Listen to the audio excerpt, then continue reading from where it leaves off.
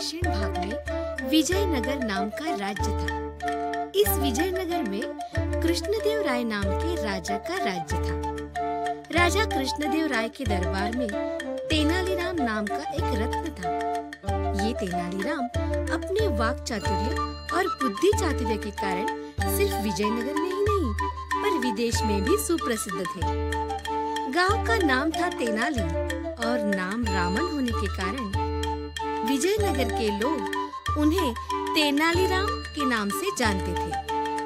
तो ऐसे ही तेनालीराम एक दिन राजा कृष्णदेव राय की ख्याति सुनकर तेनाली गांव से विजयनगर दाखिल हुए।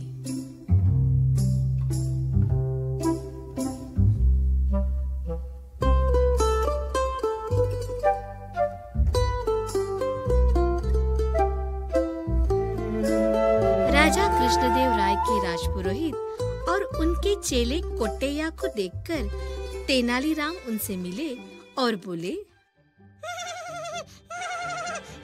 कृष्ण कृष्ण कृष्ण हरे कृष्ण हरे कृष्ण कृष्ण कृष्ण।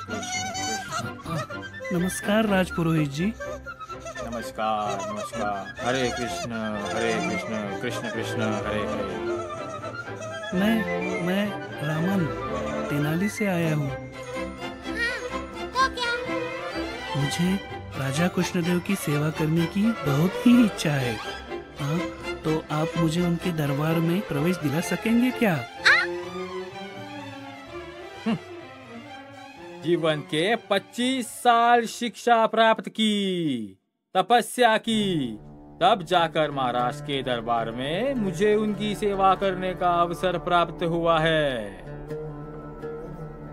और मेरे जैसे ऐसे ही साधना करने वाले सैकड़ों लोग हैं, पर उन्हें आज तक ऐसा अवसर प्राप्त हुआ ही नहीं है। पर तुम कौन हो भाई कि महाराजा तुम्हें अवसर दे? तुम्हारा नाम तो मैंने कभी सुना ही नहीं है। मैं जानता हूँ कि मैं छोटा मुंह बड़ी बात करता हूँ, पर आप इतने श्रेष्ठ विद्वान, वो भी महाराज के मनपसंद। सोचा देखता हूँ आपसे पूछकर, आखिर आपके सिवा मुझे ही नहीं किसी को भी दरबार में प्रवेश करना कैसे संभव हो सकता है? तो फिर? सुनिए, आपने मन पर लिया तो आपके लिए कुछ भी असंभव नहीं है। राजपुरोहित जी, इसे राज दरबार में बुलवा ले। हाँ ठीक है। तुम्हारा जो कुछ है वो राज दरबार में ही देखेंगे।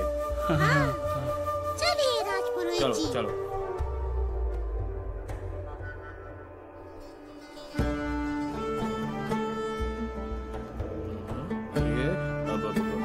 ये तो यहाँ आदम का, इसका कुछ ना कुछ तो बंदोबस्त करना ही होगा, नहीं तो आगे चलकर मुझे ही महंगा पड़ जाएगा ये। राजपुरोहित जी, आप रुकिए, मैं देखता हूँ। ठीक है। कोई है क्या वहाँ?